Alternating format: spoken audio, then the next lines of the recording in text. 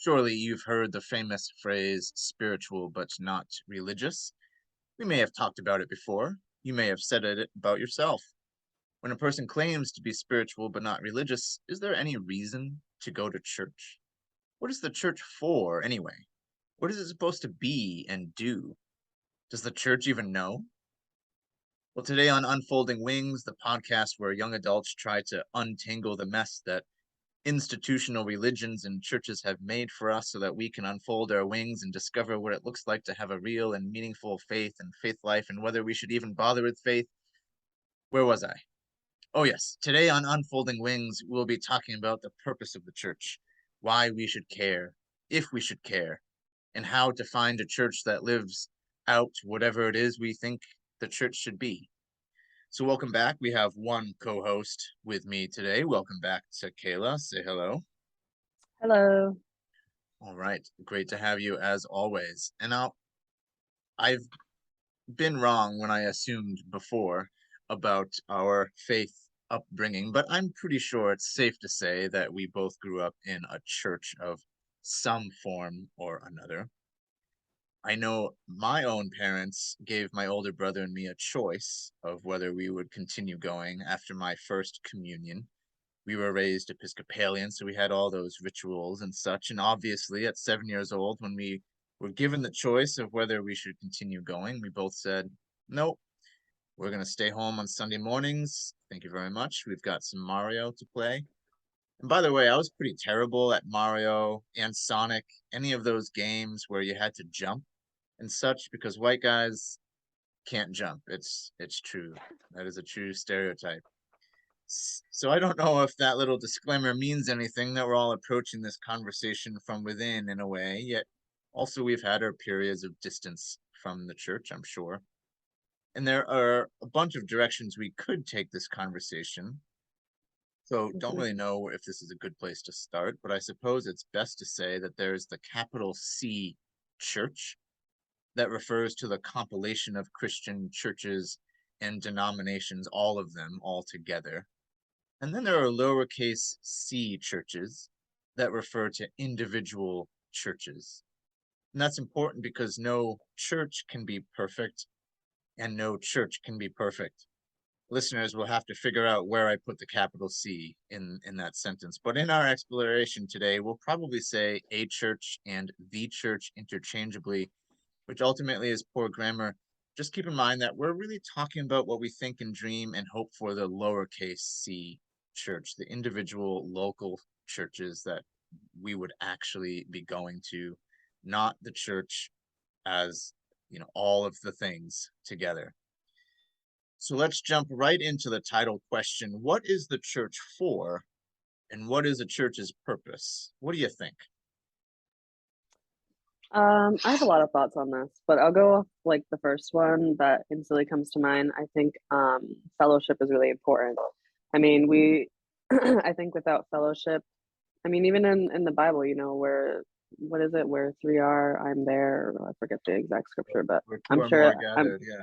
yes, yeah, yeah. So I mean, I think that that's really important to point out because alone it's definitely not the same. And when you get down, what's better than to have somebody else there to help pick you back up and get you where you're going, especially if you're on the same faith journey. I think that's really important because there's always everybody has doubts. Everybody has those moments where they fall, and it's really important to have people like-minded with the same faith that are there to pick you back up and remind you of the God that you believe in and that you're going to get through it and you can keep going. So I think that fellowship is the most important thing and what the church really is for. So is that, would you say, like the only thing that the church is for? Uh, No, I mean, like, I think it's there for outreach as well. I think it serves a lot of purposes, but for me personally, the number one thing I see is fellowship when I think of a church, because when you think of church, I think of my church family, right? So when you think of family as people that are there for you all the time. Well, I think for the most part, I agree with you because having faith is certainly something we can do alone. We don't need other people to have faith or to believe in God. But alone, there are likely, as you said, to be those times in life when we have doubts or when we're just fall off the tracks, whether it's with faith or life in general. And it's not like we need somebody to tell us that we just need to believe again, because otherwise we're going to hell. But we need someone there to just to help us through. And yeah, I think that is definitely what the church is for. The one thing I would add myself, though, is I think that there's something really special about worship together. Uh, Again, we can worship alone. And I think one of the things a lot of us miss in our personal lives is that we don't worship on our own, privately with our families. That can be really powerful too, but it's multiplied uh, in a church. And then, of course, outreach as well. Do you want to say more about the outreach part? Um, I mean, that's how you grow the church is by outreach and spreading God's love. I think that outreach is also very, very, I mean, they're both up in my number one and two spots. I think that outreach is really important. I do agree about the worship aspect of it. I think that there's something really powerful about worship. Uh, for me, it's just, it depends on where I am, what church I am, what the style is. Um, so that's the only reason I didn't really bring it up. But for for me, like when I think of church, I definitely think fellowship and outreach. Or, yeah. And the other thing about outreach is not just growing the church, but I think actually doing what Jesus said we should do of helping people. It's easier to help people when you're doing it in a group. Even if it's like Earth Day, you're cleaning up the street. Um, Cleaning up one street by yourself is possible, but it might take all day. Hmm. Much easier when you have when a group comes together to all do it. So, obviously each church will have its own mission statement and such, its own reason for being, and that's good because we talk about the body of Christ a lot in churches, and each person having their own spiritual gifts. One person is going to be the head, another person is going to be the feet, and someone's going to be the hands, whatever. But I think that's true about the roles that churches play with one another in relation with one another. So each church is going to have its own mission statement and such, but at the base, a church should probably have the same purpose, the same reason for being as every other church. And so what we're saying is basically fellowship, outreach, worship, helping people. Um, and yet, when we talk about what a church is for, what its purpose is, there are certainly going to be a lot of people out there, perhaps whether they use this language or not, those spiritual but not religious people. And we want to ask, what about them? Those who say that they don't need to go to church or even necessarily believe in a particular religion because what matters is that they are spiritual and that they have a faith. Um, I have a little something to say, but I'll just ask you first. I just I just spit. I don't know if you saw I that. didn't see it. Thankfully, I didn't see it. You're good. um, but what do you think? Uh, are spiritual but not religious people limiting themselves or hurting themselves if they don't go to church? Are they missing something? I so I feel like this is a hard question to answer only because I feel like a lot of people, especially maybe my age, say a lot to me like I'm spiritual, I'm just not religious.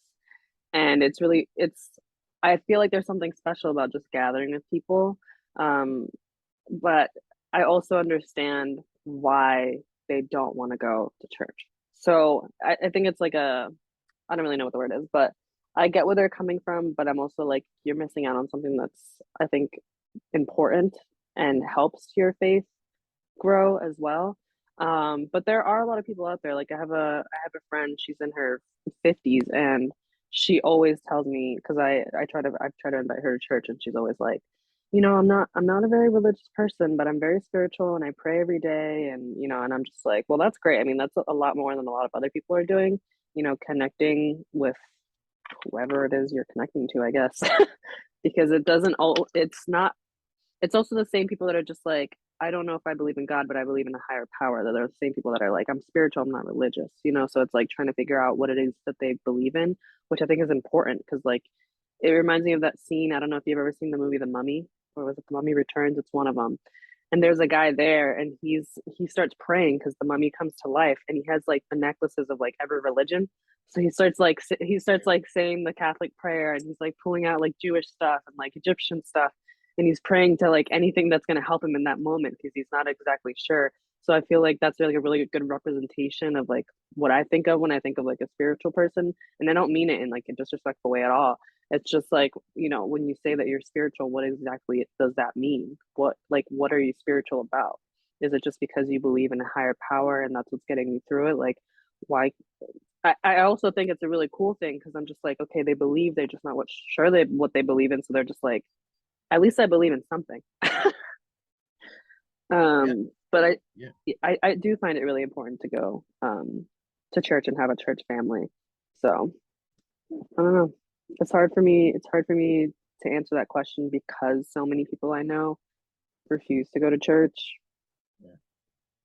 Well, and likewise, uh, and I remember in college, pretty much everybody, even though I was at a Catholic school, pretty much everyone, said something like that. Um, and to me, in asking them questions about what they believed, it was always kind of contradictory. Um, and not necessarily what they believed was contradicting itself, but how they lived their lives was contradictory to what they claimed to believe, which was always hard for me to understand. I mean, we all, in some sense, live lives that are contradictory to what we believe because we fall short and all of that business. But I think that is one thing that the fellowship of a church can help with is helping us figure out what we believe in, as long as we're doing this episode the month after we did the doubt episode, as long as we allow people to still question and figure things out on their own. um, but yeah, I think you're absolutely right. I agree with you that um, it's hard for someone who says they're spiritual but not religious to know what they believe in, and because they don't have a church family, Mhm. they don't go any further. They just say I believe in something, Yeah, kind of end of story, and that's a shame. I mean, I agree, and I mean, it is also hard and can get exhausting when you're looking for a church family. I remember when we first moved to New England, we went to a bunch of different churches, and it was just so different because a lot of the churches we were used to like going to like really heavily Hispanic churches, and then we came up here and we didn't really find like a Hispanic church that was also United Methodist where we felt like, we just like clicked with everybody. So it was like really exhausting because we were like going from church to church to church. And it was so different. And it's because I mean the culture is also a lot different up here as well. And I'm only coming from Pennsylvania, so I feel like that says a lot. So I think that I get it because it can be really exhausting looking for a church family. So I can see what maybe the turnoff is for trying to look and trying to find where it is you can fit in. And also a lot of people. So the big thing that I get from my friends who don't ever want to come to church with me is like when they think of church, they think of being judged, right? They're just like, well, I'm going to go in there and people are going to judge me. Why would I want that? Like I believe in God or I believe in a higher power, but I don't want to go to church. So I think that that's a really big factor in that. And it's sad because I do think that, like I said before, I think that fellowship is so important. And like the young adult group that we have here, I think it's really been like, um, what's a good word? I don't want to say like a crutch, but like, they're there for you. And it's nice to have people that are around the same age as us who are going through similar things and being able to think about and talk about the same things because we all think the same and believe the same. So it's just nice to have that. Yeah, and I would add, I don't think you all think and believe the same about everything, but you No. have the basic a basic agreement that Hmm. you're in this together. And yeah, that you're not there to push or force anyone to live or believe in a certain way. And I think that's, yeah, that's really important. And I'm glad you went into this, because I was going to ask why we think people don't go to church, and why religion is an evil word for a lot of people. And but I agree. I think it has a lot to do with the episode, our last episode, of being judged for who they are, what they believe, the fact that they don't yet believe, everything exactly the same way everybody else already does. Yeah. Um, and and unfortunately, that's, I think, because we have developed an improper definition of the word religion. So, um, in a great book that I'm going to recommend to everybody, by Nancy Emmerman.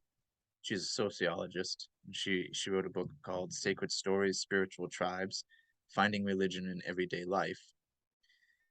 She did a whole lot of research, talked to everyday Americans about how they live out their religion, spirituality day by day, or don't. And Mhm. one of her conclusions is that those who claim to be spiritual but not religious are actually not even spiritual. And her reasoning is that religion is supposed to be defined as the habits, rituals, and beliefs that sustain our spirit and spirituality. And those habits, rituals, and beliefs are completely missing in those who say they're spiritual, because they can't define their spirituality, as you've been saying. They Mhm. typically don't even think about it much. And then they have little to no practices to sustain themselves in daily living. Now, that's different than saying institutional religion. Um, but religion itself is supposed to be the habits, rituals, and beliefs that sustain us. But institutional religion is what we have defined religion as, over time. And there is absolute reason to say institutional religion is an issue. In order to sustain an institution, you need conformity, you need universality, you need people to say, yeah, we're all going to agree about everything exactly the Mhm. same way, and we're going to expect people to do that with us. But if religion is habits, rituals, and beliefs that sustain us, then people don't need to agree about everything, and can support one another, and just helping figure out what are the habits, rituals, and beliefs that sustain us and sustain our spirits. And so that's really what we're saying is missing for those who are spiritual but not religious. But it's hard, as you've also said. It's hard to say, hey, come to a church, because religion is really this other thing, because a lot of churches are still stuck in that institutional religion stage. Um, but let's ask, is the church necessary? Right? So spiritual but not religious people, maybe they're missing something. Maybe we think they could gain something from the fellowship of a church, Mhm. uh, done right. Right? The fellowship of a church done right. uh, but could somebody live a really healthy spiritual life without the church? Ah, I want to say that it's I want to say it's possible. I do, but then like is it because then living into the faith that we believe in, it involves being with people and spreading love and the word of God, and you can't really do that if you're by yourself. If you're by yourself, if you're on your own and you don't have, community. So I guess in the yes, I believe in God. I pray to God every day. Sure, somebody could sustain that on their own. And I don't think that you need to be in a church to do that. But in order to live out your faith, I do think that church is important and necessary. If that does that make sense? I don't know if Oh, I it makes word it. Yeah.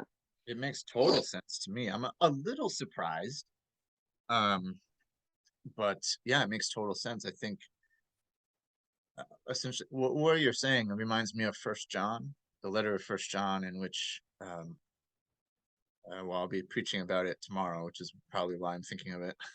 But uh, is- the famous chapter 4 of that letter, he says um, that we love because God first loved us. God is love, and because God is love, we ought to love one another.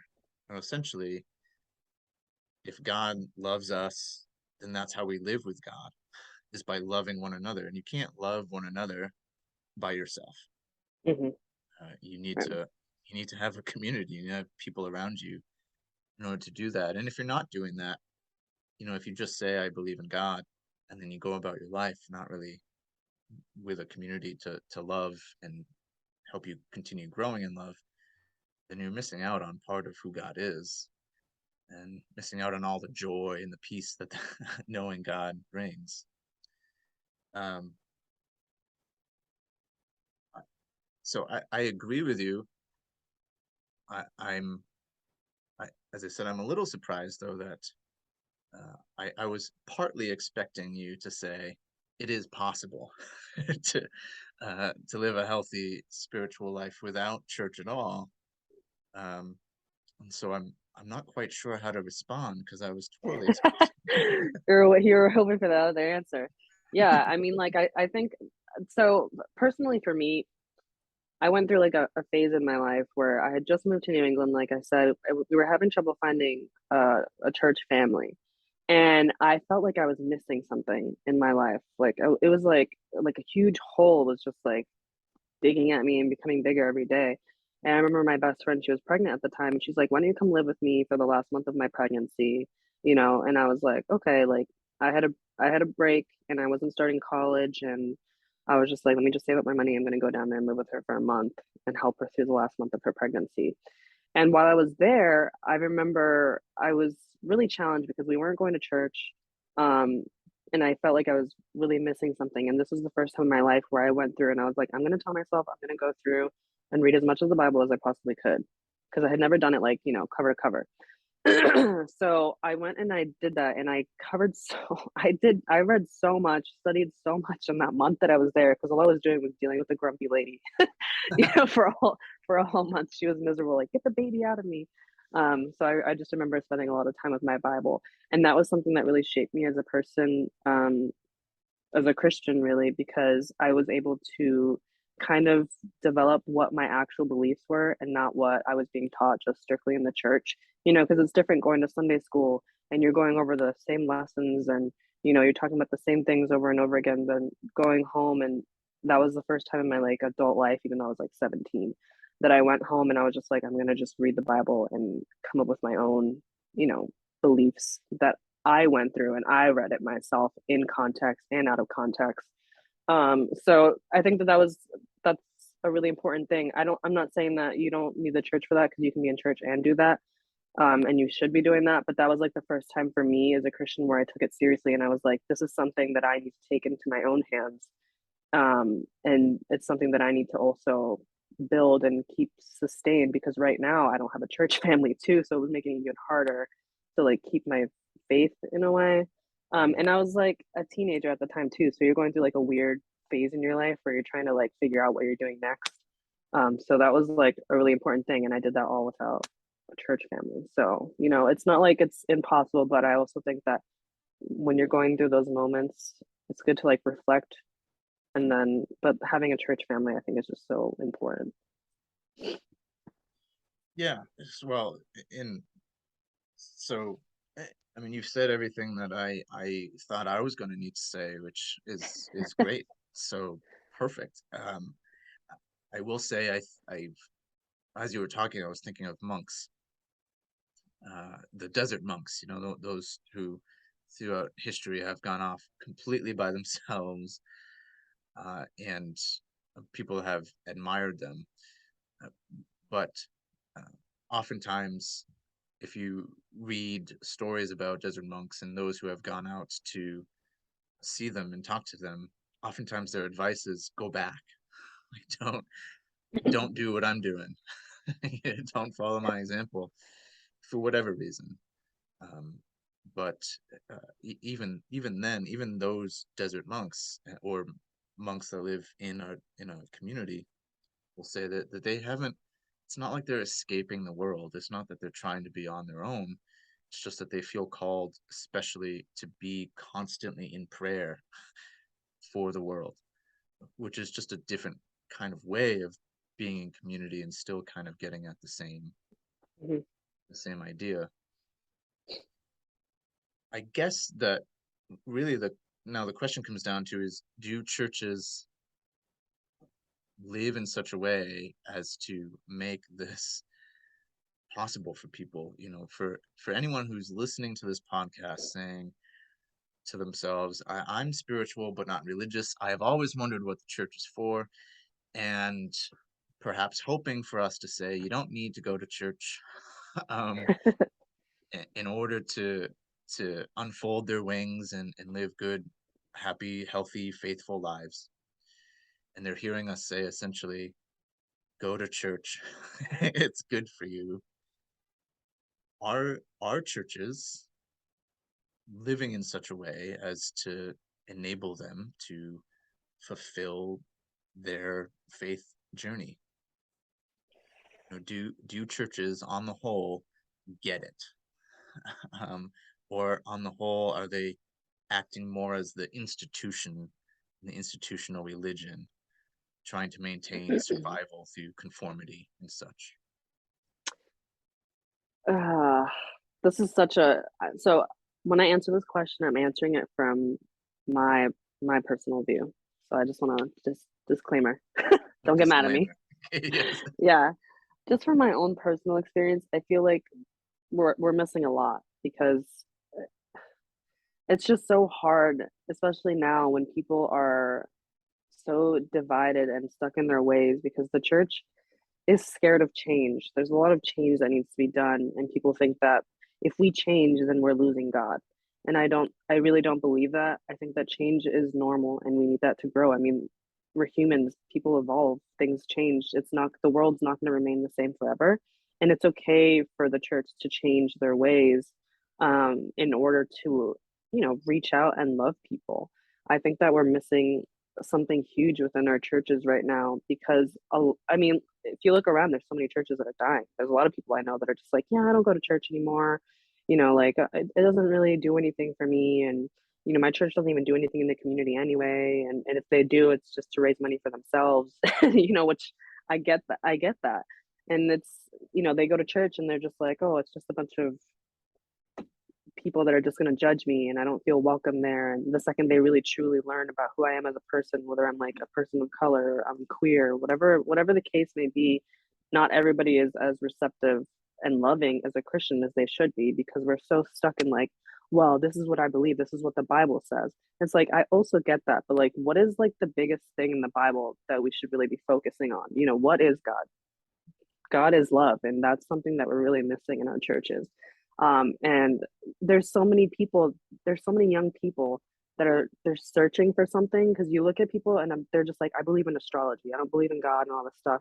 Astrology is so huge right now because it gives somebody a purpose. It tells them like, this is why you're going through this. This is, and I'm just like, we're believing in almost something so similar. We're right there. They just don't want to come to church because of the issues that come with it. They can just stick with astrology. They don't have to have this huge group where they have to like report to all the time and they have to be with the same people all the time. So I think that that's like, everybody's searching for something to believe in. And if only we could kind of be loving in a way where we can show them like, we want you to believe in the same God that we believe in because our God is loving. Our God is there to help guide us through the bad times, the good times. He's going to get you through it. But people are not choosing that. And I think that that really comes down to the Preach, sister. Yeah. church. Uh, yeah. It's, I mean, it's kind of like saying that Jesus is the only way to salvation, which Mm, probably will be its own episode at some point of yeah. whether that is true. But we're not going to get into it now. But for those who believe that Jesus is our savior and all that,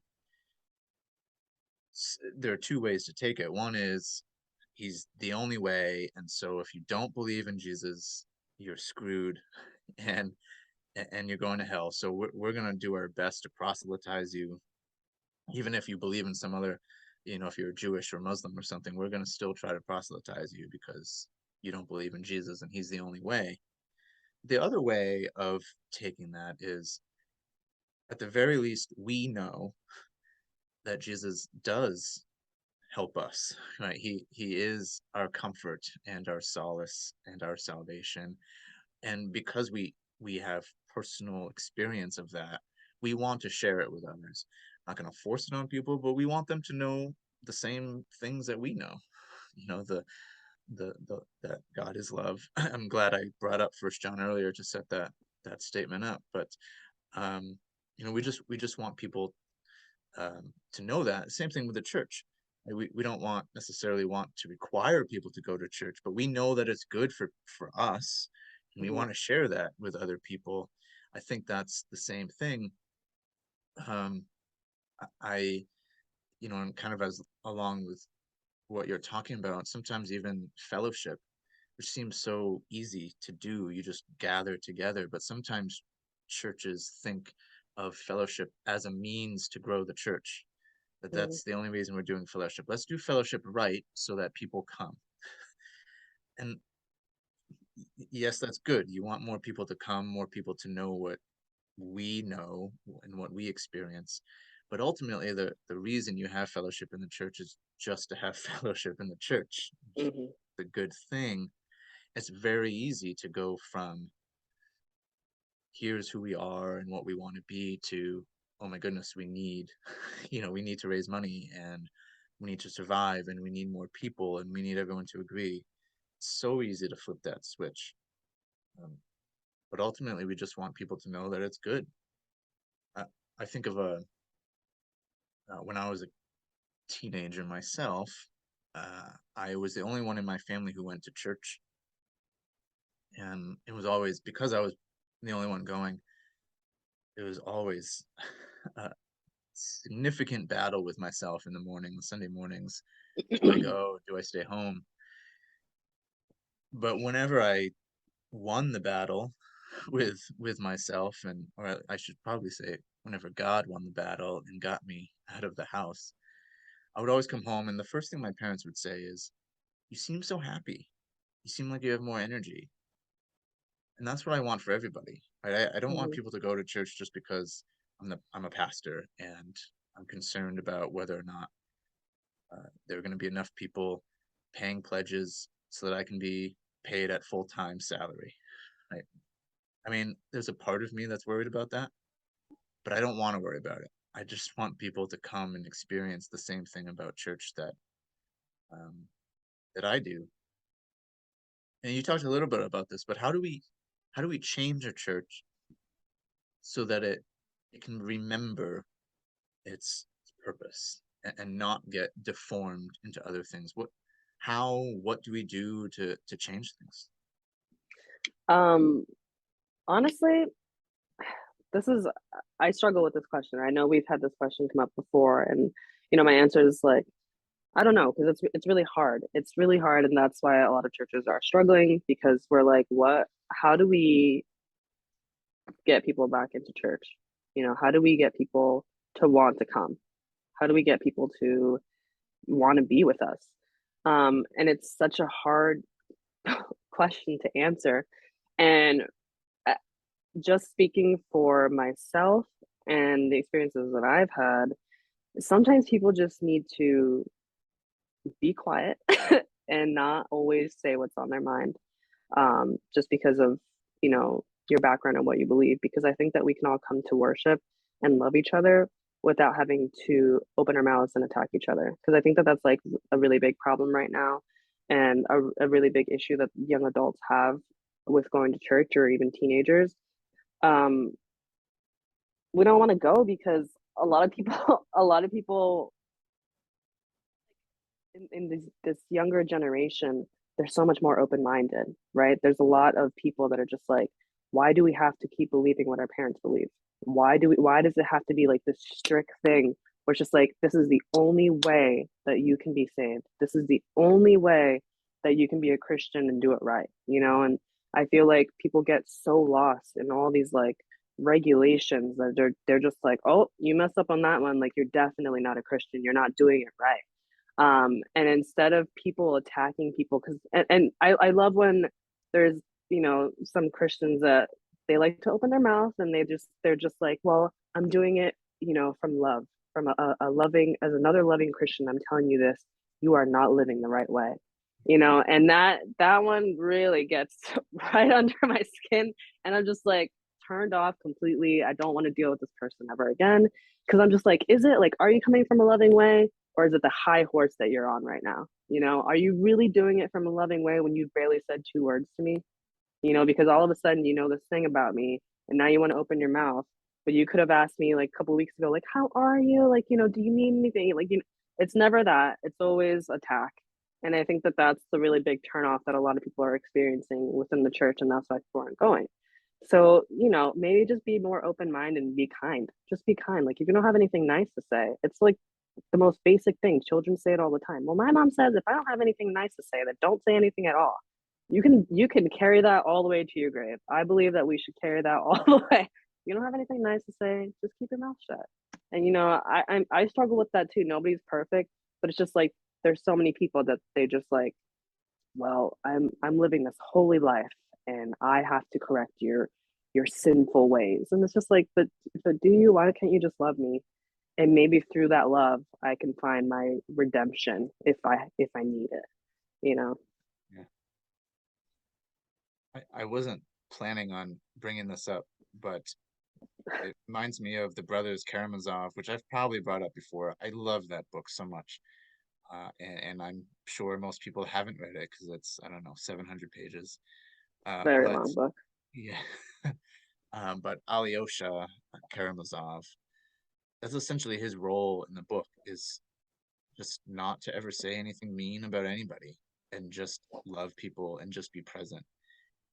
And everybody, like his brother that's greedy, his brother that doesn't believe in God, uh, the uh, the person that he thinks is a whore, um, and just all of these people. A young kid as well, who's kind of a bully. All of these people, his role in the book is just to love everybody, and without ruining the story, because I'm sure everyone's going to say, "What is this, Brothers Karamazov?" And I want to read it now. But essentially, the book ends on a really high note, despite something really terrible happening, because of Alyosha just saying, "I'm just going to be here for people," um, which I guess is what we're saying the church is for. And on the flip side, how do we change things? Being quiet. Um, and it's funny how appropriate what you've said is, especially given the rules and regulations that are tearing the United Methodist Church apart. Hmm. Even those who say that the Bible is the core and foundation and not anything else, we're still fighting over a book of rules and regulations. And that is what is causing one of the biggest Protestant denominations in the world to split in half, really in thirds. Hmm. And it's so ironic to me, as well as sad and tragic. But it's ironic because we're doing it. People say we're doing it because we want the book of discipline to reflect the Bible. But why don't you just live a life and live a church that reflects the Bible? Why do we need to hurt one another Hmm. to have a book of rules and regulations? Just the craziest thing. So um I really like that, and put words in your mouth. I think what you're saying is just to focus on Christ. Just focus on God, who is love. And I think Uh, I think Sorry, go everybody can ahead. agree to that. Yeah. Yeah, I mean, like, I agree. I think we need to, I mean, to be Christian is to be Christ-like, and we're missing a huge thing right here. You read the Bible, who was Christ hanging out with? I mean, like, what was he doing? And we're we're not there. We're definitely not there, and it does hurt me that we're splitting up. It really hurts because there's so many people in the church that I've gotten to know better, whether it be for better or worse. I mean, it's still coming down to the wire right now, but it does hurt, and I like to think to myself sometimes, like, when I'm getting, like, really, really upset, with the church and such, I'm just like, "If Jesus came back if Jesus came back, would we accept him into the church?" Like, if we sit down and think about it, because for the time that he was living in then, like, he was like an outcast, he was somebody that just they were just like, "This guy's crazy, he's changing everything up, like, how dare he? We have all these rules that we need to abide by, and he's over here flipping the script and doing, remixing." And and yet the way he did it was just it was all love. He did it in such a loving way, and we need to be more like that. We need to I don't know why we need a book in order to follow another book. That still blows my mind. You know, Yeah, yeah, well, we need to abide by this book in order to abide by the Bible. And I'm just like, the Bible is right there. The Bible is right there. We're just so focused on other things that really just don't matter. But it just, if we could get back to the basics, honestly, I feel like we'd be a little bit better off than where we are right now. yeah. So totally agreed. And I think I think if people took a deep breath and reflected on that, I think everybody, shouldn't say everybody, I think most people from uh, all sides of the spectrum would agree. And we just need to find a way in the church to not go back to the basics and then start adding things again. Mhm, In every revolution that has happened within the church is always very basic, very simple. And just speaking for Methodist for a second, our original book of discipline was about 10 pages long, and essentially it was just do good, do no harm, and and love God by praying and stuff. That was essentially it. And then over time, we added more and more and more. That's how everything happens, mhm, and it's very difficult. And some would argue, I used to argue this, and I guess I might still argue this, that in some cases a church needs to die, just completely die out, in order for it to go back to what it's supposed to be. Because it's very hard as long as there are people in the church holding on to certain ways of being. It's very hard to make people change. As you said, change is hard for people. mhm. It's much easier to start from scratch.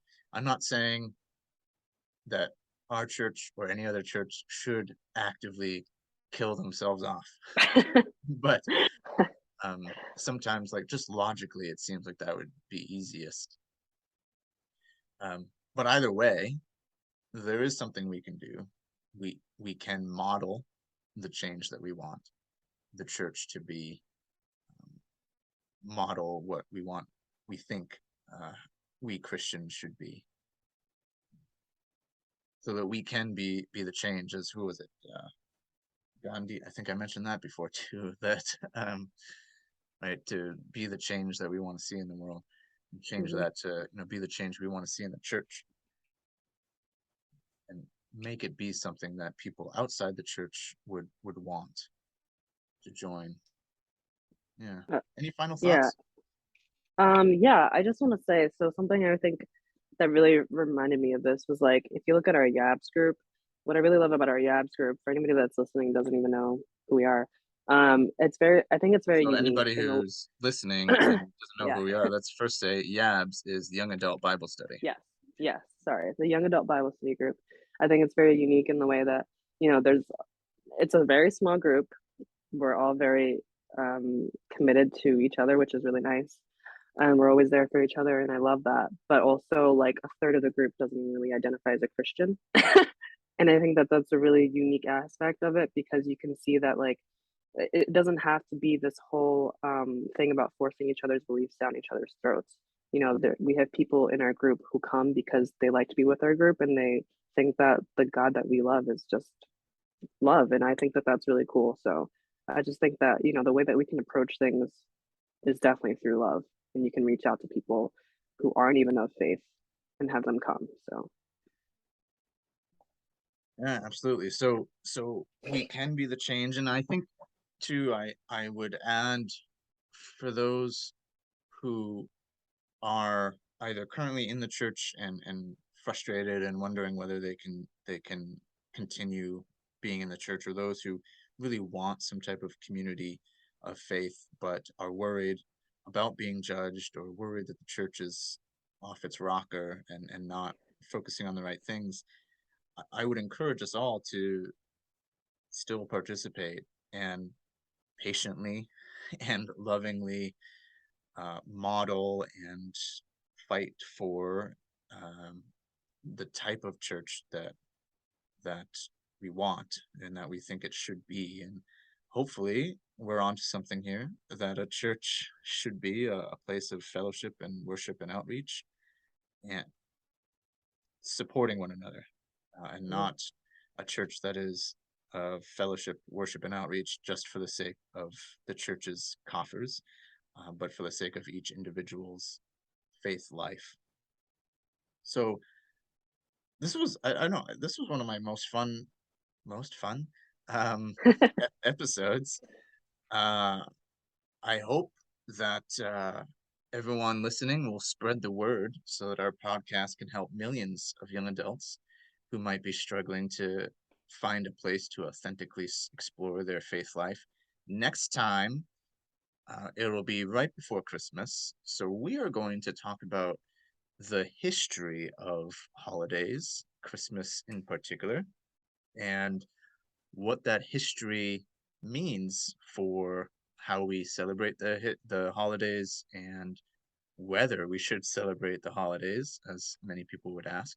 So that should be a fun episode as well. Um, do you have you come up with a fun tagline to say at the end, Kayla? Open hearts, open minds, open doors. I mean, it's not your own, but A plus for quick thinking. And great, it is a great line. All right, so we will say goodbye, and my tagline, of course, is until next time, keep it holy, friends.